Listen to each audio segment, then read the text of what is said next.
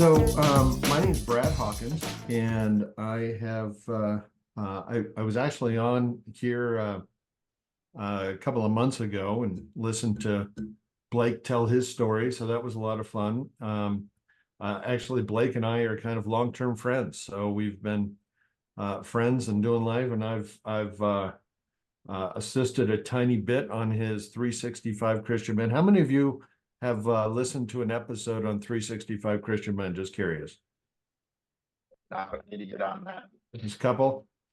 I encourage you to find that. That is just an amazing um, podcast. It's just a 5 to 10 minute story of somebody doing something for God, and they're usually the forgotten stories that nobody knows anything about, and God gets glorified through the just average, normal, everyday guy, and that's who we all are, and that's what I love about it is that, and this is kind of the same thing, is that God's glorified through our stories, and I have a story, and that I'm going to tell you today, and you guys all have stories, and what's beautiful is that when we tell the story, God gets to be glorified, and that's really our purpose in life. And so is to glorify God with the walk that we have. So I'm going to tell you a little story about myself and where I got to where I am now, and where I think I'm going. But I grew up, I don't even remember becoming a Christian. And I know that it's kind of a weird thing, but I grew up in a Christian family, and I probably went down front 20 times because I was afraid of hell at church, and so one of those times I became a Christian. I don't remember which, but I went to a Christian high school. I then after high school, I didn't even know what I wanted to do, and I had some friends going to a theology school, and so I thought, I like God, I want to go do something, and so I went and got a degree in theology. And while I was there, I thought, man, I could be a pastor. That would be really cool. And I didn't even really understand what being a pastor was. But I went away to a little missions trip right after graduation from getting a degree in theology. And while I was there, that was the first real experience, believe it or not, after going through Bible school. It was a first real experience with God. And I was sitting on a pier in Spain, and I just felt like God told me, you need to go get a degree in theology. And I thought, not in theology, in finance. And I thought, was that you? Was that God? Did you just talk to me? That was the weirdest thing in the world. And I thought, that can't be. And we were staying with some missionaries, and I told the missionary what just happened, and he said, well, that was God talking to you. And I thought, well, then I guess I probably should go get a degree in theology. So I went and got, in finance. So I went and got a degree in finance, and my career built from there. I ended up starting an investment company after multiple versions of career choices. I thought, I just need to go out there and get and do something honestly. I got jobs with several other types of finance companies, and found that there's not a lot of honesty in finance companies. I struggled with that. So I thought the only way to do this is if I did it myself. So I started an investment company, and that company grew to be the second largest in our area. Became quite substantial. Lots of employees. It was making a huge impact. We built a software that analyzed the market and told us where to invest, and it was just really kind of I would look at that as really a God-given growth in that company. I ran that company for 20 years, and it was one of those really fun things. but what I did is I built it to the place where it was bringing in the right people, and we were growing employees. We had lots of clients coming in. And I felt like God said, you need to help them grow their wealth individually. And I thought, what does that mean? I don't even know what that means. And so what I did is I started sitting down with people and really hearing their story. And I learned that most of these people had no idea how they were building their wealth. They had 401ks that they're rolling over and we were managing. They had wealth that was developed, and we were pulling that in and managing it. But very few people were managing their income in a way that was effective for them. So we built what we called a financial life coaching company, and we started working with our investment clients, helping them in the day-to-day life with budgets and how to get out of debt and those simple things that you never learn. We were teaching our clients, and all of a sudden they started growing their finances. But our coaches ended up dealing with so many issues that were not financially related. I ended up writing a book called Money's the Smallest Part of Your Finances, because it was all about, gosh, these people are struggling financially because their marriage is on the rocks, or these people are struggling financially because they are so trying to prove to the world that they're worth something by driving fancy cars and doing all kinds of fancy things that they're missing what life is really like. They're trying to buy this world that they think that they're looking for. And so we were driving towards this, and the coaching company was just growing exponentially. It was focused towards our clients originally, and then we were just bringing in people from all over the country that were doing this coaching program. And it was even before Zoom, so we were having people that would come and fly into Denver and stay for 2 weeks to have an intensive with one of our coaches. And so it was really this interesting growth spur. Now, in the middle of all this, we were just doing tremendous. I had 4 kids at that point. My wife was at home, and I was at the office all the time. And everything seemed to be working really well. And actually I have a daughter that she's now 30, but I had a daughter that was a nationally ranked ice skater. So we were bouncing all over the country, watching her ice skate and doing all kinds of stuff. And we found out, I remember the night we had bought her a bottle of ibuprofen, and she was always hurting because she was ice skating all the time. And it was like a week later and the bottle was gone, and she was complaining that she was hurting. And my wife said, we have a problem. There's no way anyone can go through that. And so we took her to the doctor and said, she's going through ibuprofen like it's out of control. Well, we found out that she's struggling from rheumatoid arthritis. Now that's a blood disease. It's not a bone disease. Arthritis is, there's osteo and there's rheumatoid. And so we went on a quest trying to discover how we could help her, and realize, it's a lifelong disease. It's not something you make go away. To make a long story short, I'm not one of those people that say, okay, well, I can't do anything. So, we were just told she was going to be in a wheelchair by the time she's 24, I think they said.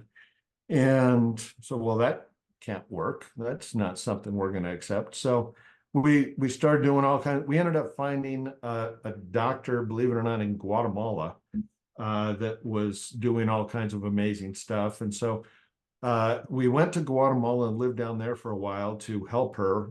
In the meantime, I had hired somebody actually an old high school friend of mine,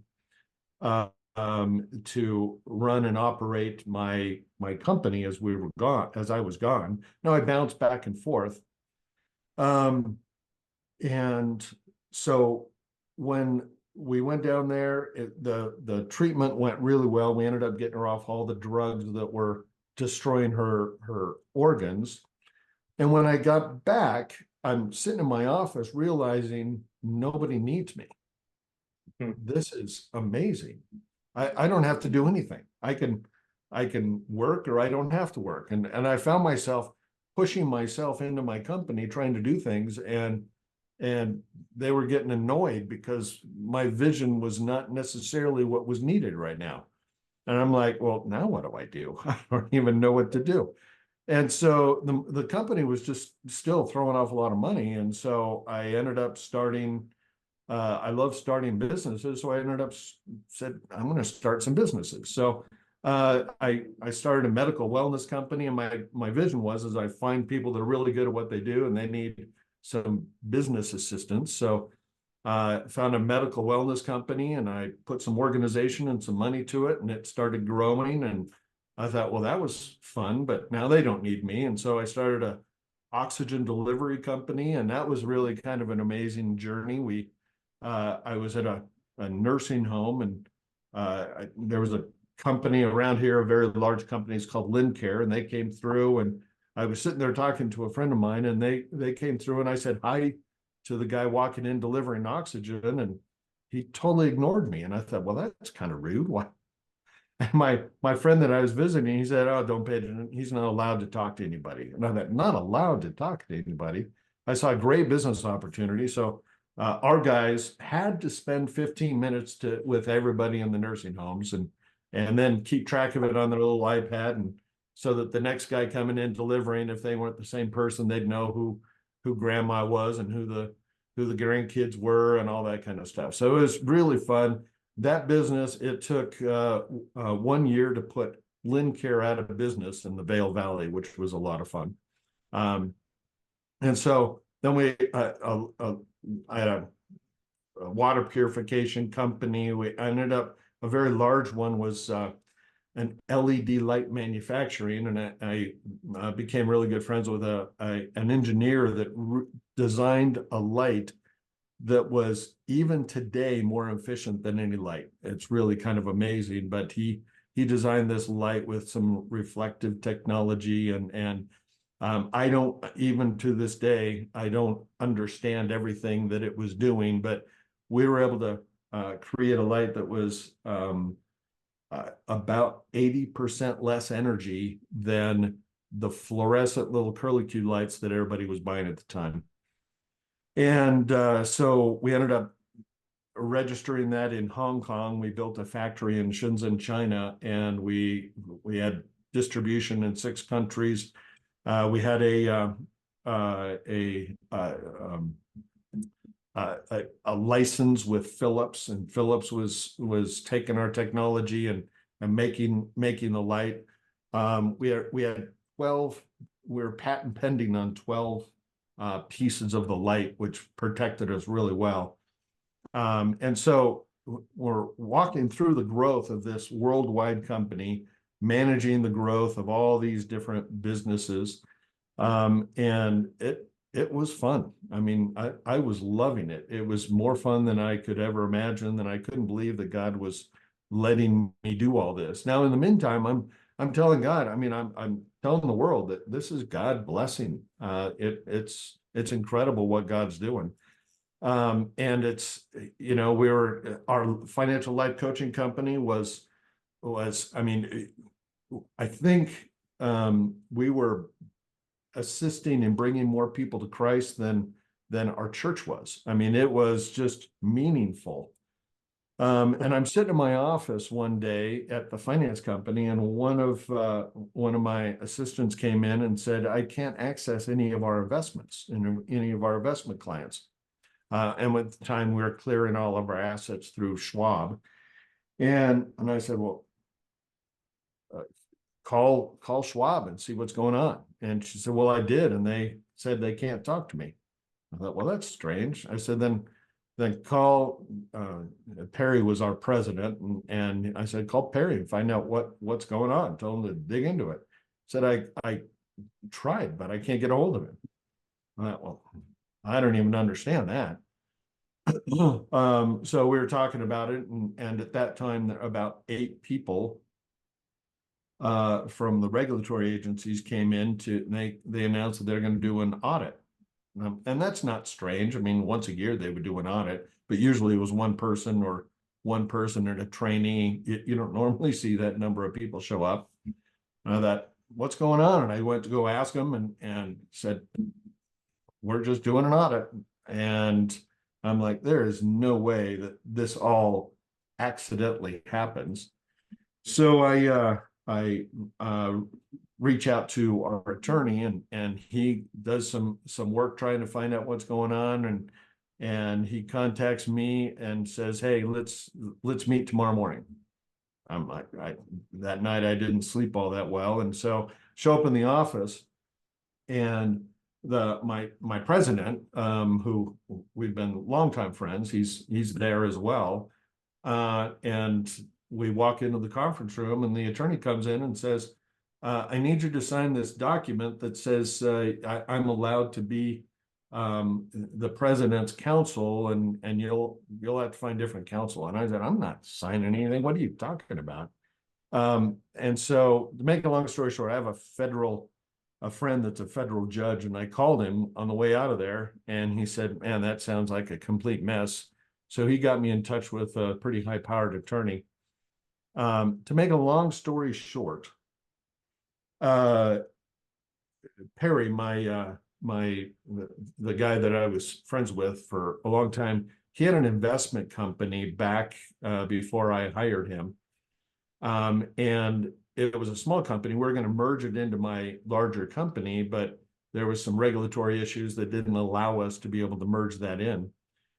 So he just managed it separately on his own, and he just ran my company as well. And what he was doing is he had created a Ponzi scheme inside of his company, not mine, but his company. And so he was operating this Ponzi scheme. Well, the regulatory agencies assumed because they caught him doing this and he was running mine, that the Ponzi scheme must have been within my company as well. And they were auditing for that. And I'm thought, okay, well, they're going to do an audit and they're going to find out that I had nothing to do with that. It'll be interesting to see how this all plays out. But in the meantime, they had seized every penny that I had access to. They not just my investment company, but the bank accounts of all of my different companies. They seized it all. They just locked it all up. And so I'm trying to talk to all my managers, all my directors, my vendors, everybody, trying to convince them to just hang on. They're going to spend a couple of weeks doing an audit. They will discover that, there's nothing wrong. Well, in the meantime, my face is plastered on the news. They're bad talking me everywhere. It's just a complete disaster. And I'm looking at all this fall apart in my lap. People are just freaking out. And so we get through the 2 weeks and everybody's hanging with me barely, but they're freaking out thinking, well, you better prove yourself in 2 weeks. And I'm always like, me, you've never had a problem before. I mean, we've been doing this for a few years now. And so we get through the audit and we're sitting in a boardroom with my attorney, and the lady in charge of the audit looked at me across the table and she said, I know you're bad. There's nobody that can make this kind of money. I just haven't found it yet. So we're now doing a 10-year, that was a 2-year forensic audit. Now she wants to do a 10-year forensic audit to go through every penny that I'd made or spent in 10 years. And just the audit, that's a full-time job trying to gather all that they're asking for. And so everything is locked up. All my companies, everybody is just walking away. Nobody's getting paid for anything. I couldn't do a thing. It was just collapsing in my lap. And so again, long story short, took them 2 years to complete the audit. They found nothing.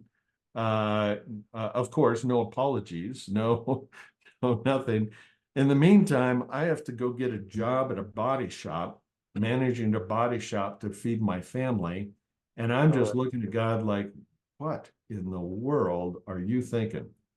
I, Wow. Wow. why do you think this is okay? Wow. Do you just hate my guts? What is the deal? I mean, am I the redheaded stepchild in your kingdom? Why are you doing this?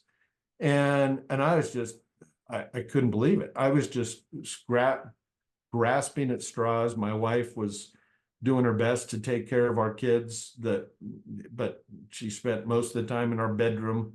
You know, we have our entire world where we used to have a lot of influence. We taught at our church, we did all kinds of stuff. And now everybody just points at us, you know, just like, you know, those guys are bad. He's going to jail. And I mean, it just was a disaster everywhere you turned. But once they released all the money from the businesses, that all got disappeared into, you know, court filings. I mean, I can't even keep track of the number of lawsuits that were delivered to my door. It was just this, you know, people would knock on the door. I wouldn't even wait, say, yeah, I'm Brad. Give me the doggone documents. It was like I was becoming friends with these people. It was just incredible. And so everything was just completely coming apart. There was nothing I could do. And everybody in the world thought I was a criminal. And I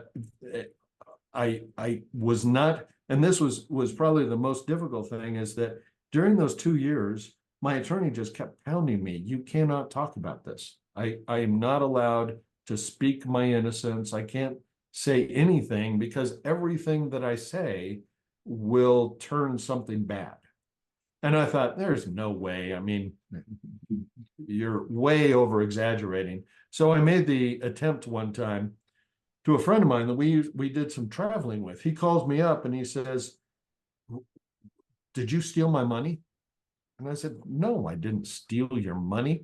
Take a look at your Schwab account. It's right there. There's nothing, I can't even take money. All I have the right to do is trade in there. I can't do anything other than just trade. And he said, well, I can't get in there right now, but I know it's gone. I said, no, it's not. Just relax. And he said, well, what if it's gone? And I said, if it's gone, I'll give you some money. I mean, it's not even a problem. Just relax. You know me. Well, me saying I will give you some money, he mentioned that to the regulatory agencies, and they thought that that was my strategy of trying to shut people up. That gave them the permission to put me on the complaint that the guy that was actually in trouble. And I'm like, you've got to be kidding me. I step outside of bounds one time with a friend and it blows up from my face. So it's a huge disaster. And what's strange is that it just never comes to an end. It just continues to go, and they continue to do their thing. Now, my friend or ex-friend at this point, he ends up getting 28 years in jail, and they just drop everything on me and walk away. So I'm left with everybody looking at me like I'm a criminal, the whole world falling apart. And I'm looking around thinking, well, I didn't lose my house. Thank God for that. I was able to keep my cars because they were paid off or whatever, but that's the only thing I have. But what I used to do, I can't do because I used to build companies, and I built companies because people knew that I did what I said and I was honest and I had integrity. And so I looked at that thinking, well, I'm not any different. So I started reaching out to people that I know that had businesses. One was investment. I put about $500,000 into a software company. And so I called them up and I said, hey, where are we at with that investment? I wanted to know what was going on with that investment. And so I went and had a meeting with them. I was looking to see if I was going to get anything out of that. And because I need money at this point. And they said, well, we're about to go bankrupt. The software is not working. And I'm like, well, this is my only option. I don't have a lot of other options. And they said, well, can you help us? And I said, sure. So I get in there and I look at it. Sure enough, their developer is just have no idea. And I believe God showed me at this point, now I understand it, but I believe God showed me a developer that could solve this problem. So we fired their developer. We hired a new developer that basically worked on the come, and he built out the software and it came alive, and it did was exactly what it was supposed to be doing. The CEO of that company came in and fired me. Yeah. And I'm like, what are you out of your mind? They escorted me out of the office, and like, I don't even, what did I do? And his best friend was worked for him, and I had coffee with him a couple days later, and he said, you know, the CEO, he always had a dream to have built this massive tech company, and everybody is looking at me as the person that came in and saved the thing. And I'm like, I don't care. I don't want anyone to even know that I exist. Just give me the stinking job back. So I lost that because the guy wanted to be a hero, and at the time I actually had a company that was going to buy the company from us at a great rate, and would have given me plenty of money to go start something else. He canceled that deal because he wanted to continue to grow it, although he approved it earlier. So anyway, I'm like, well, that didn't work out well. I end up a few weeks later, I was out having a conversation with a old family friend. And this guy, he and I went, or our families went to marriage class together. So in our church, got married at the same time. And so we went and learned how to be married in the class, you know. That's when I met him. But my wife grew up with this lady that they were friends with. And not only that, their moms grew up together. So it's a long time family friend. It's, you know, we've been friends a long time. He has an insurance company. He said, well, I need someone to help me grow my insurance company at a franchise company. And I said, well, I can come in there and work as a consultant. And, you know, my name is so trashed. I don't think you want me as an employee, but I can at least work as a consultant. So we worked out a deal that if you know, the company had never made more than $1 million. And I said, okay, anything over $1 million of profit, of bottom line profit, he was going to give me 10% of. Not a huge amount of money at all. Well, I built a system inside of his company that brought so much attention to his company that the president and vice president of this franchise came out to visit. And what we did is we broke it up into several categories, and it grew more than I ever expected. It actually, and then it grew so much that there was a large company that the guy retired, and they gave him that entire franchise into his company. So the company grew to about $10 million in about a year and a half. And he didn't give me anything in the first year, and I'm doing side jobs to make money. So because I'm not making anything here on this consulting thing. But the second tranche, I was supposed to get a very large check, and he submitted that I had to go get a license to the franchise company because I was selling insurance. And so the company came back and said, this person, me, I had to go get a license before I was able to get paid. Well, my name is trash. There's no agency that's going to give me a license for anything. He knew that. And basically, I worked for a year and a half, and made them an enormous amount of money, and I got booted out of the deal. And I just, and unfortunately, my wife told me, she said, I don't think I would trust Scott. He's just a used car salesman. I don't trust him. And I thought, hey, he's going to be fine. We're longtime friends. But she was so right. So I'm looking at this thinking, okay, I'm making little bits and pieces of money here and there just to survive, but I cannot seem to get anything going because everyone around me is so stinking dishonest. I can't trust anybody. I just, there's no way. Um, and another situation is I had a couple of oil wells that were not producing, but they had the potential of producing, and I was trying to sell them to make a little bit of money to just make ends meet. And I worked a deal for quite some time. I was downtown to close the deal. Everybody was there at the table to close the deal, except the principal of the oil company that was buying them. And he came in, or we signed everything.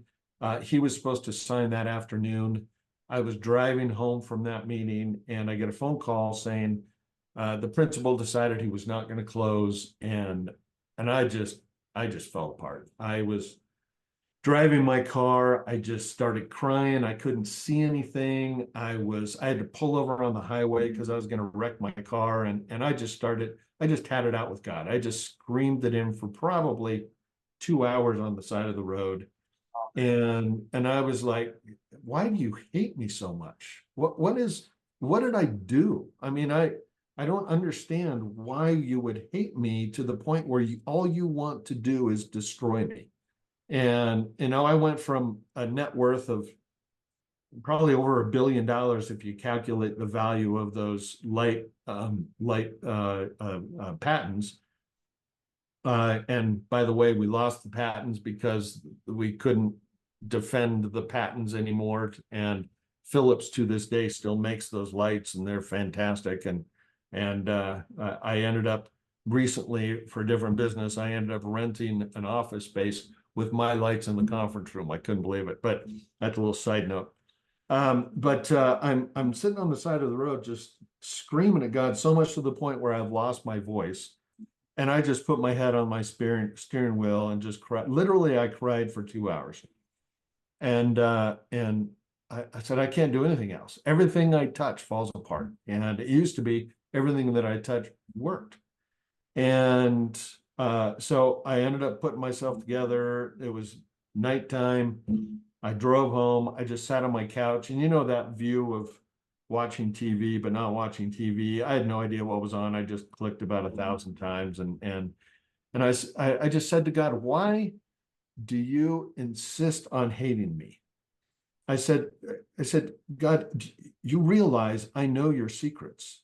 I know what it takes to get into heaven. I know that if I believe in you, I'm going to heaven. So the person you hate the most on this earth is going to be in heaven with you. So get used to it. I could be in heaven and you can hate my guts, but it's still better than hell. So I'll be there, and I'll just be in the corner, but I will be there. And he and I just had this battle. And I ended up just sitting there. The TV, I turned it off maybe or something, I don't remember. But a flood just came into my head, and I started realizing all the things that God had done to preserve me. There's food taken to my door, and I don't know who brought it. Pretty embarrassing. We used to do that for people, and I have to have it. He's preserved my marriage when I don't think many marriages could have survived it. He's preserved my house, and I don't know how. We had a vacation home that sold for more money than it ever should have, just to pay attorney bills. And he said that, the couple that we didn't even know invited us to New York for a weekend because we looked exhausted. that same couple had a yacht and they took us for a week on the Caribbean, all expenses paid, just to bless us. You know, I was on a board of an organization, and there was a guy that came up to me that I didn't even know, but we were on the board together. And he said, God told me that you had saved all your money for your kids' college. You lost it. So I'm paying for all your kids' college.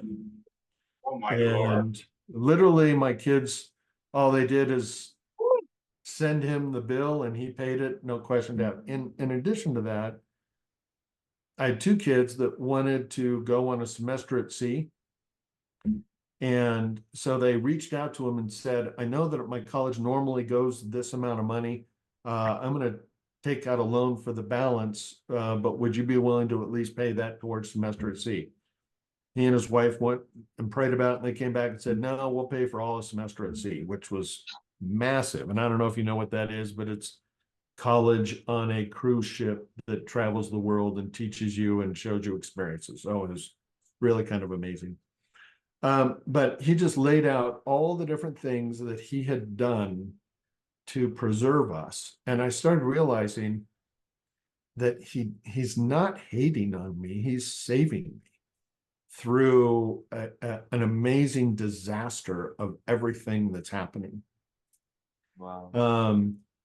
And so I'm looking at that like, I don't even know what to do with it. You know, God's saving me over here, and I have all of this destruction over here.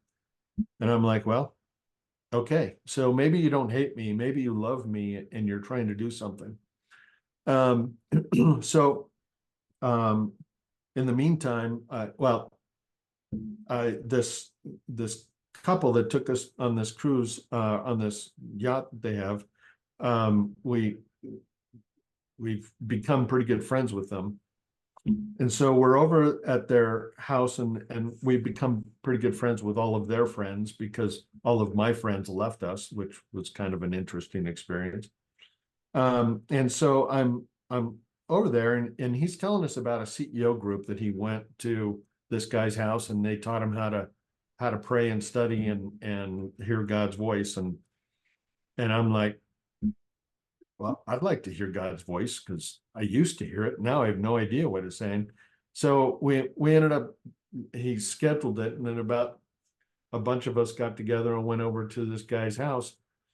And he just spent time, and it was a very wealthy investment guy, and he just said, you know, God can speak to you. God can and share with you what he thinks. And so I started going through Bible studies, just saying, God, really, I need to know what it is that you want. And he said, he said, you know, I've got a path for you. In Psalms, he says that my path is dripping with blessings, but let me tell you how to walk that path. And I'm like, the path I'm on is there's no blessing, so I must be on the wrong path.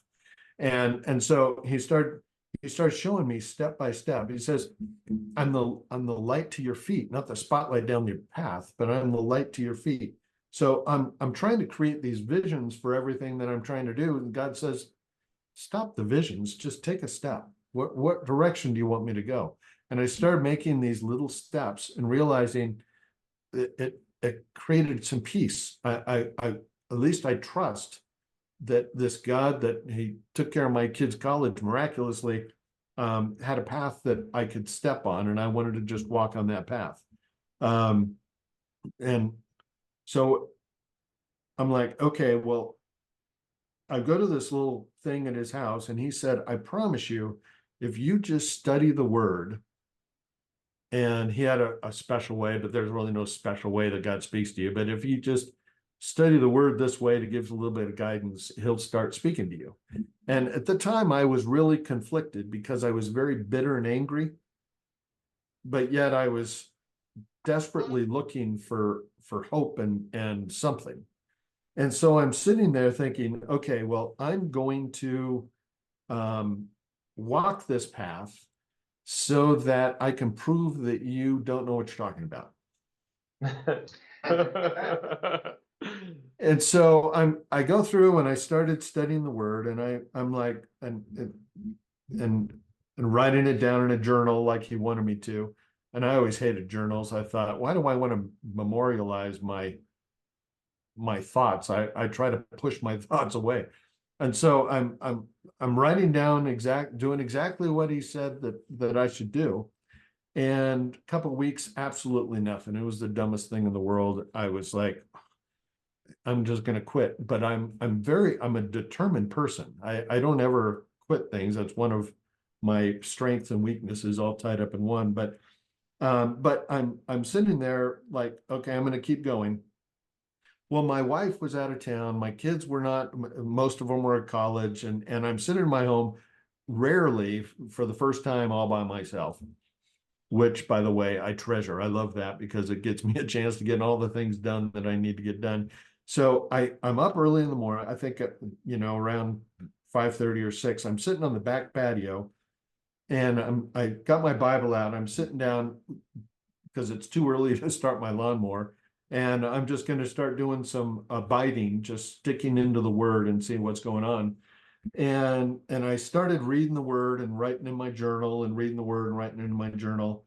But I remember positioning myself so that the sun coming in behind me was not, I had to put my shadow on my Bible because it was too bright. And I just kept reading until the sun was in my eyes.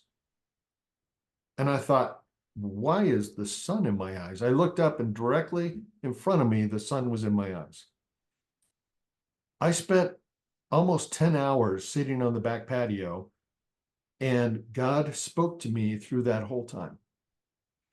And I didn't eat. I didn't feed the dogs. I didn't do anything. I sat there and I thought, well, as you can see, I have no hair on my head. And for those of you who don't, it's not a wise thing to sit in the sun without a hat on. I thought, oh no, and my head was not even burnt. And I thought, what just happened to me? I don't even understand it. And I looked at my journal, and I had multiple pages that I had written, and I didn't even know what they were. And so I walked in to my living room, and I started reading through what was in my journal, and he had answered all my questions. I understood why things happen the way they happen. Not to the details, but I understood his love for me. I understood things that I could never comprehend. And it was just one of these absolutely miraculous things that I never in a million years expected. I looked at that thinking, why?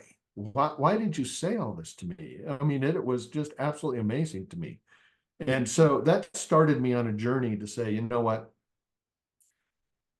I don't really care about my career anymore. I don't really care about what I intend to do or what not to do. I always looked at how can I build businesses to be great for humanity, and I really didn't even care much about that anymore. I just have built a life in a way that says, I'm walking this path that I call a 90-year job interview. And I know that I'm going to heaven, and that's when life begins. That's what God is going uh, use us in a way that is so much greater than here. And he says that he says that there's responsibilities and duties and rewards and purpose in heaven. And before I used to think heaven doesn't sound like a lot of fun to me. I'm going to sit on a cloud playing a harp. I can't imagine how long that's going to keep me occupied. And I feel like God was saying, hey, I've got jobs and responsibilities for you here. Why don't you learn how to listen to me, learn how to obey me, learn how to do my plan, so that when you get to heaven, you can be a lot more effective. I need street sweepers and I need people ruling and reigning with me. You can choose. But I'm going to live a life for a purpose to say, okay, I just want to do what you tell me to do while I'm here on this earth. And, my purpose has changed. My duties have not really changed. I've got a couple of businesses now. I'm running them. They're doing very well for us. We're prosperous. I've got two venues that are doing 200 some plus events a year. I've got a cybersecurity company that protects businesses and families, all over the world, which is really kind of a fun thing. But my purpose is to just simply do what he tells me to do and not try to orchestrate things, not try to purposefully do anything, but submit myself to his authority, to his ruleship. And he really challenged me recently because I always thrive on being independent. I want to be independent. I don't think I need everybody around me. And he's like, when are you going to learn to be dependent? And can you be dependent on me? Can you just step out and do what I ask you to do and stop panicking about the things that I'm not explaining to you yet? And I'm like, yeah, I can do that. Not that I'm good at it, but I can do that. And so my purpose is to be able to take and accept the blessings that he gives us and accept the relationships that he gives us, invest in people, not to help them grow financially, but help them grow spiritually and connect with the Holy Spirit, to allow the Holy Spirit to train and teach them on the steps that they're supposed to be making. That whole thing of making disciples, that it's kind of a meaningful thing to me. So anyway, that is the journey that God has taken us through. Currently, we do have, I guess it's over on this side, a cybersecurity company that does really good. We've got our other businesses, and nothing has necessarily been fully redeemed out of the disastrous times that is behind us. There's people that have stolen great things from us. But what was interesting is that God showed me that this is what's fascinating. I was so full of anger. I mean, literally, I put myself to bed comfortably thinking about ways that I could kill people and not and get away with it. Now that's a pretty twisted brain.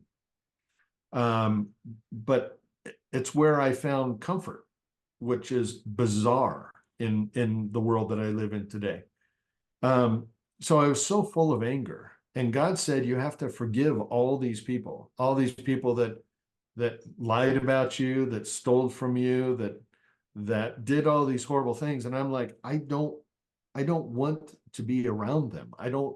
To make things worse, my family's walked away from me. In the middle of all that, I discovered that my dad was really not my dad.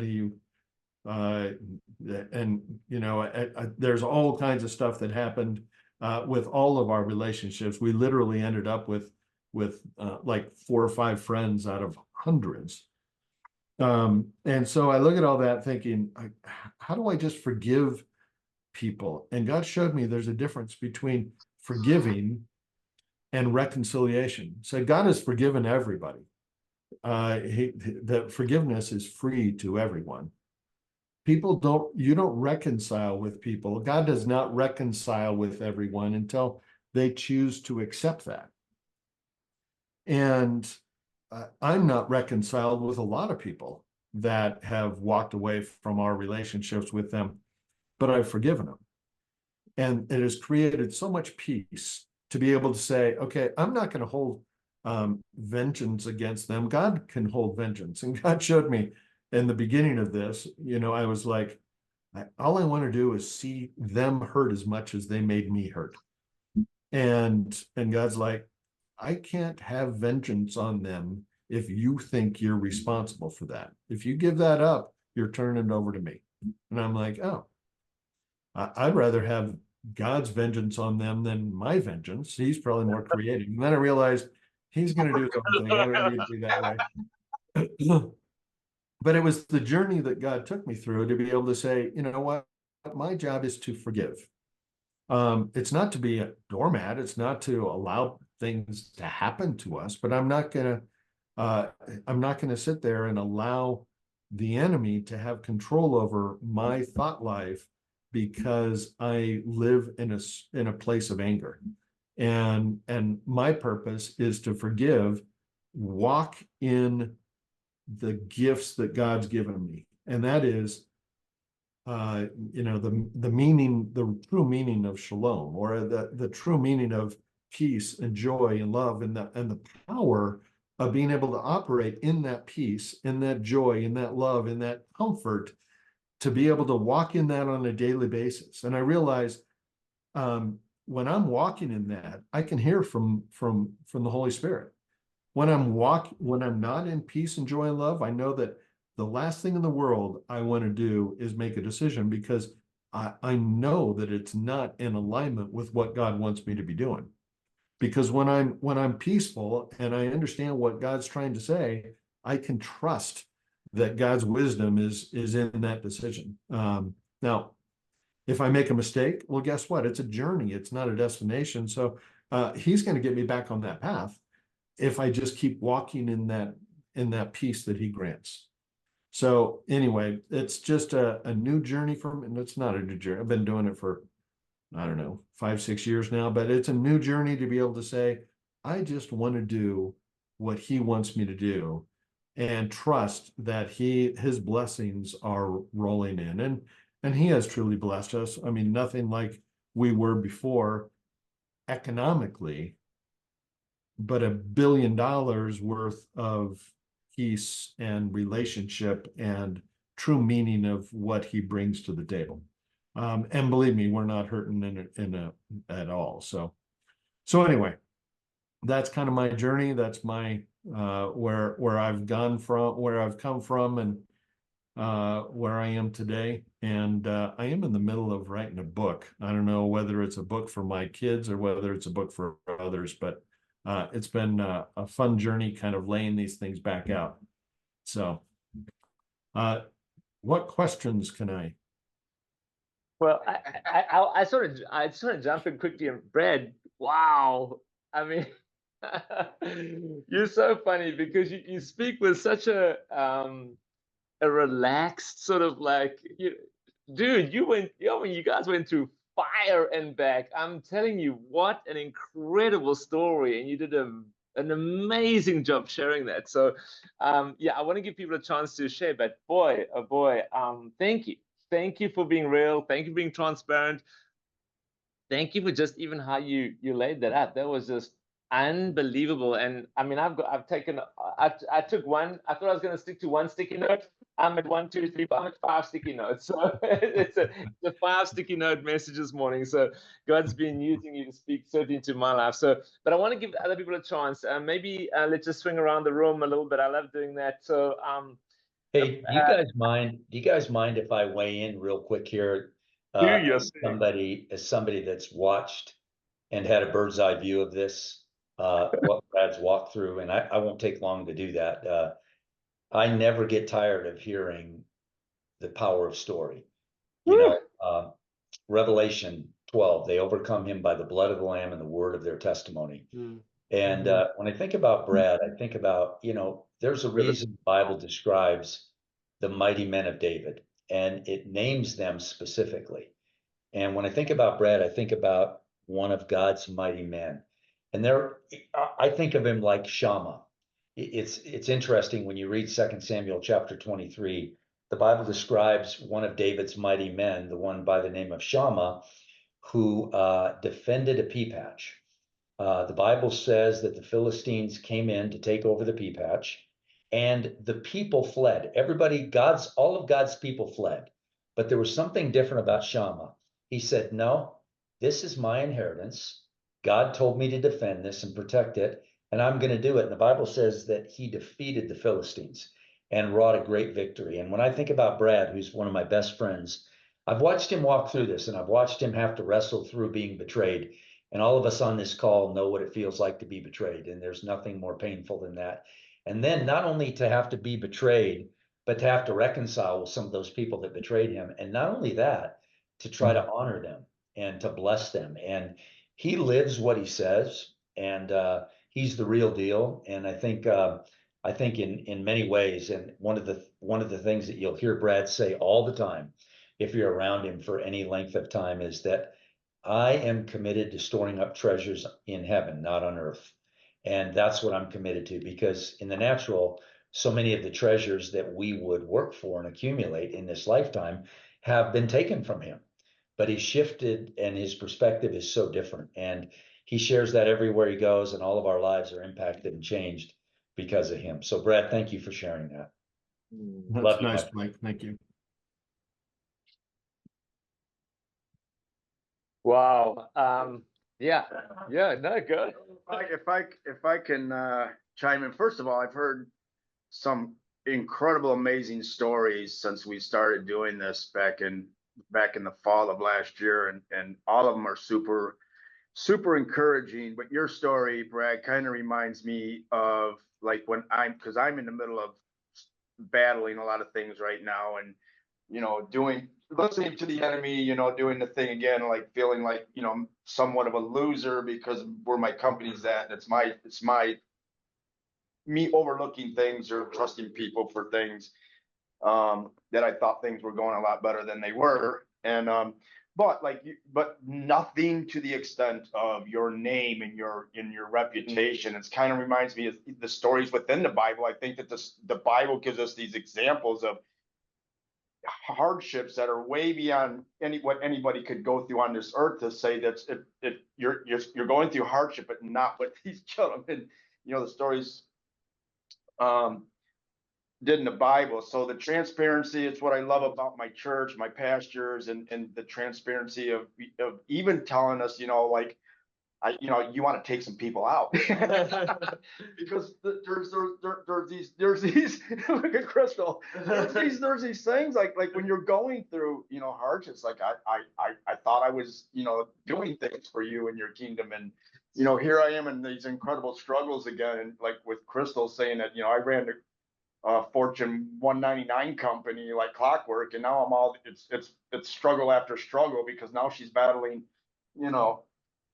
the enemy because she's doing work for God. And it's like, so it's an amazing thing. And again, I'm going to go off a little bit on this with Crystal, just to say all these things that, and I'm so happy that you're here, because all these stories and all these people and all these gatherings of these people's story, Crystal, and this is just the tip of the iceberg of what we've experienced here.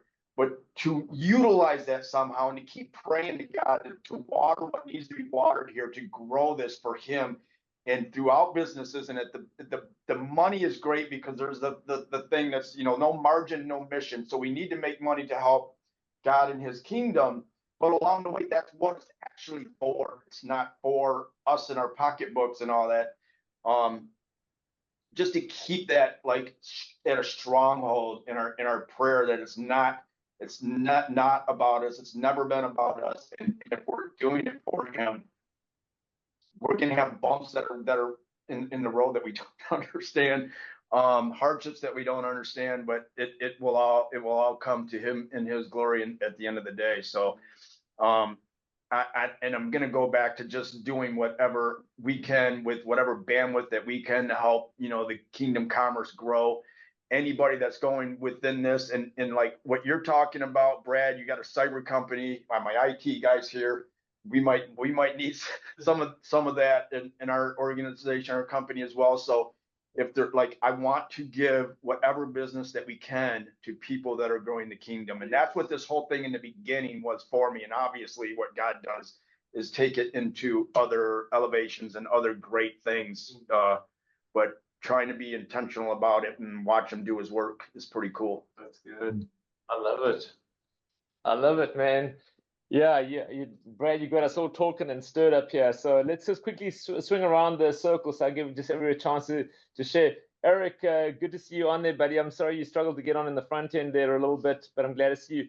Eric, what jumps out for you from the lovely state of Mississippi? Well, thanks, Brad, for sharing. It touched me because I've been through a lot of that, and it's hard when people think your reputation and go through it. I had special agents sit right across from me and tell me, we know you're dirty and we're going to find it. And 6 years later, they walked away. Again, no, we had to settle, and they didn't say they did anything wrong and all that kind of stuff. And millions of dollars later, and my reputation still is affected by that. But the government didn't hold it against me. I have a top secret clearance, so I know I wasn't bad just because the special agent said that. So it just brings all that back to me. So I'm happy that you shared that with me. And it brings, some of that up, and I thank God to where I am today. That's good. And I know Eric real personally too. So Eric, what I love about Brad's story is like he came to that end conclusion, like really just, well, first the two things. One was like the living on purpose. And when I listen to your story now, Eric, I just see such purposeful living. I listen to that, listening and obeying to do God's plan, not my plan. And then I love this one. Heaven is where life begins, man. I'm thinking, I'm going to be quoting that. That's going to be my quote. So, I mean, it's like powerful, but I mean, because I know, Eric, I know your story, and boy, the parallels and the similarities. And of course, we don't know what Brad's going to say. So, huge, man. I mean, beautiful stuff. I think it's very powerful. Let's hear from Craig. Craig, what did you think? What jumped out for you? That was great. I love our stories of life and adventures. A couple of things, Brad. Maybe I missed it. How's your daughter doing? Oh, good question. It's really one of those miraculous stories. She still struggles with the disease, and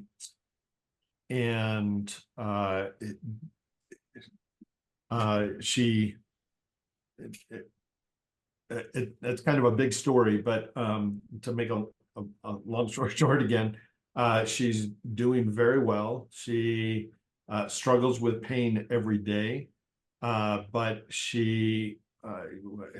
I just spent a weekend with her in Ireland, and she's not in a wheelchair. She's very, very healthy.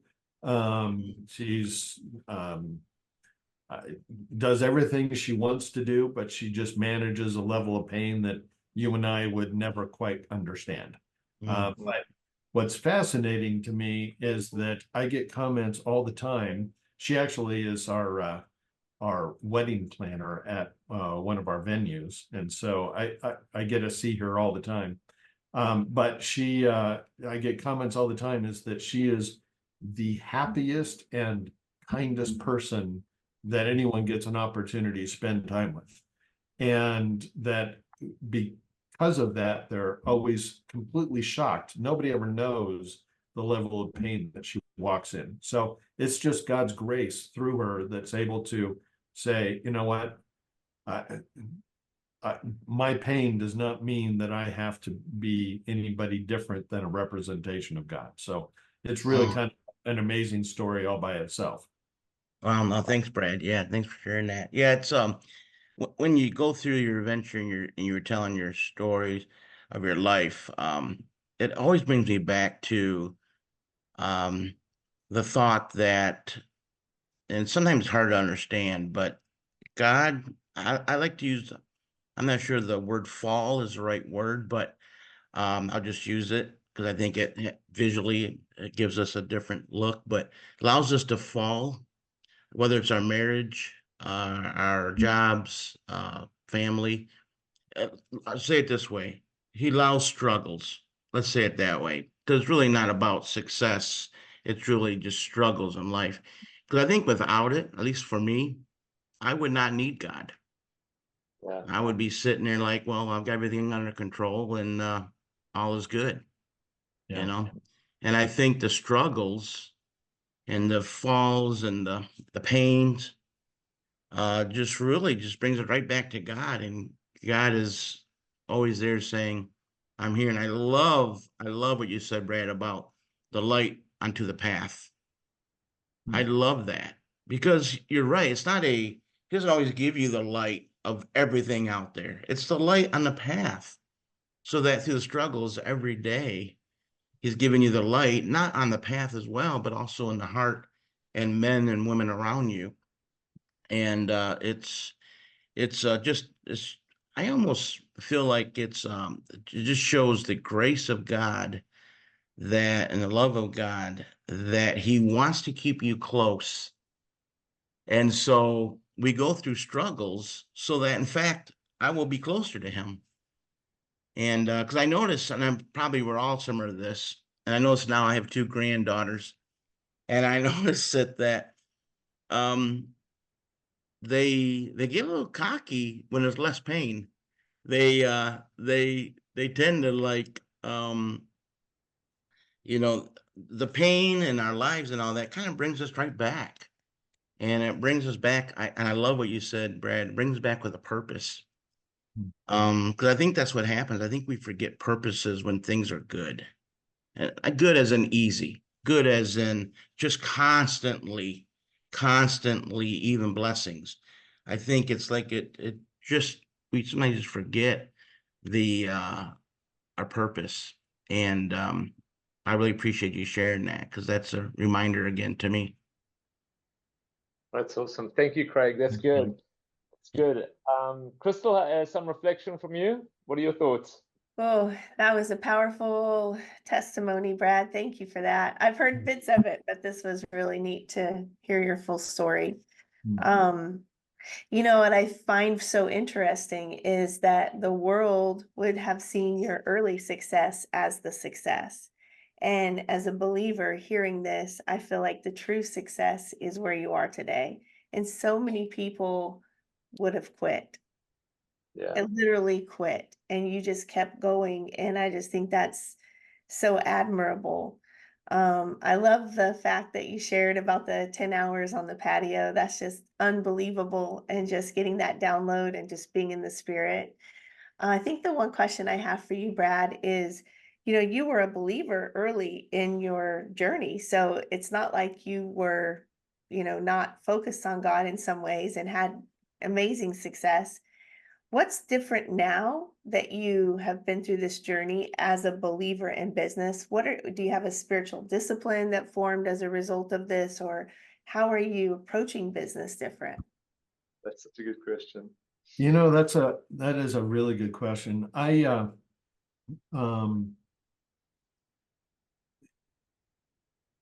always, I did a lot of speaking back in my old career. I always call it before the Great Destruction. And so I would always say, I do this to honor God. I would always try to bring attention or glory to God. We had Bible studies in my business, and every Tuesday morning. Actually, the guy that went to jail is the one that led the Bible studies, which is unbelievable. But we everything about the businesses that we did was around bringing attention to God's purpose. And so I was always so confused. It's like, well, God, if I was off path, I could see why you'd want to wipe everything off, but I wasn't, according to what I saw. And he didn't really answer that perspective. But he did say to me, you always brought attention to me, but my heart, one of the things inside of me is that I've always struggled with dyslexia. I can read for about 10 minutes until everything starts shaking so much I can't see a thing. And it's always been a struggle because I always felt like I wasn't really, I felt like I was playing a game. I felt like I was not really as successful as I was. I felt like I was not really worthy of everything. And I always, every time I did something great, I'd always give glory to God. And inside I was like, yeah, I'm not as bad as I thought I was. And I don't know if that makes any sense, but it was all about trying to prove something to myself that I was better than what I believed I was.